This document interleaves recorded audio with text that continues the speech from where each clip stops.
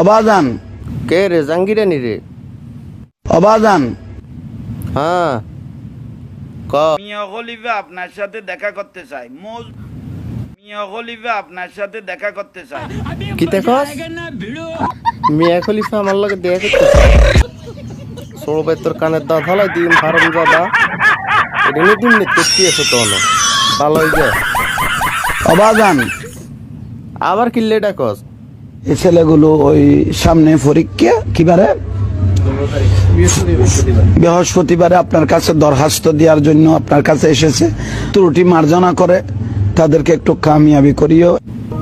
ওহেগো পরীক্ষা নেই, পরীক্ষা হইলে কবেলে পরীক্ষার হলে যাইয়া ভালো করে লেখাপড়া করতো, ভালো করে লিখে দিয়ে দিত।